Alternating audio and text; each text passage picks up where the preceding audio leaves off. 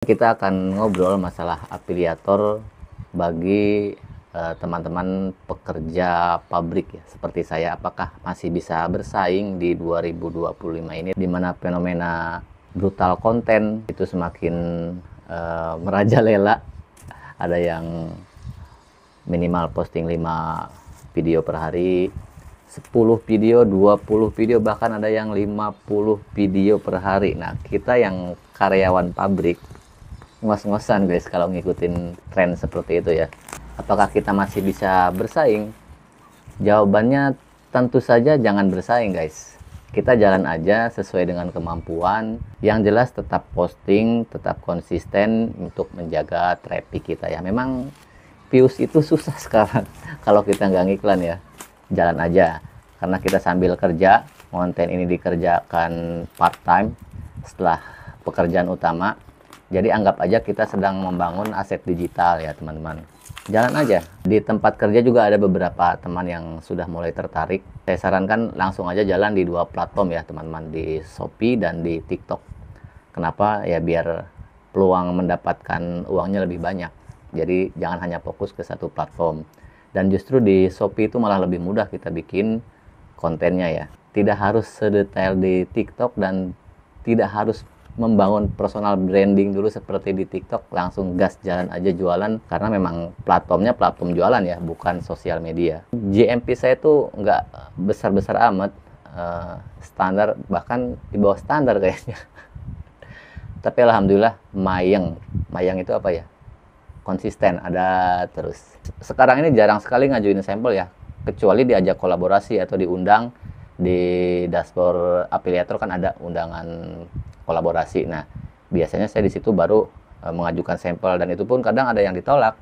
Ya, mereka yang undang, mereka yang nolak. Tapi kalau untuk sengaja ngajuin sampel sendiri itu enggak. Sekarang ini nggak pernah lagi. Teman-teman yang baru mau mulai, saran saya jangan ikutan kelas berbayar dulu ya. Ikuti aja dulu edukasi gratisnya dari mentor-mentor yang buka kelas tersebut ya. Di PT-PT mereka juga ngasih edukasi secara gratis selain buka kelas. Kedepannya setelah kita mendapatkan hasil dari konten, atau ketika mindset kita sudah mulai terbentuk dari edukasi tersebut, boleh kita ikutan kelas. Karena mindset kita udah jadi nih.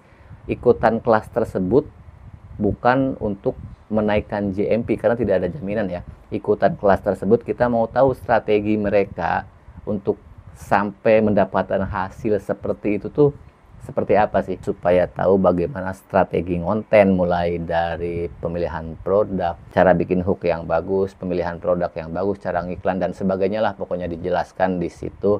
Kenapa saya tahu? Saya juga ikutan kelas dari top kreator tersebut ya, mulai dari Mas Berto, Om Hendra Setio, dan Om Ken dan sebagainya ya. Saya ikut beberapa kelas, nggak usah disebutkan semua lah.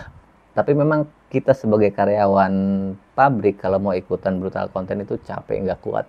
Jadi jalan aja sesuai dengan kemampuan kita. Nah, buat teman-teman yang udah mulai tertarik, kalau mau jalan langsung aja jalan, jangan ditunda-tunda, karena ini membutuhkan proses ya. Semakin lama kita memulai, keberhasilannya itu ya semakin lama juga tentunya, karena ada proses di situ, tidak instan. Ya intinya ikuti aja prosesnya. Memang proses ini tidak bisa dinikmati ya, ikuti aja. Kalau ditanya apakah saya sudah sukses atau belum, tentu saja saya sudah sukses ya teman-teman, karena tolok ukur sukses saya itu bukan orang lain, tapi diri saya sendiri. Dari yang tadinya konten gak dapat apa-apa, sekarang konten sudah dapat apa-apa, walaupun hanya 3.000 2.000 dari komisi per produk, tapi kan itu udah ada hasil.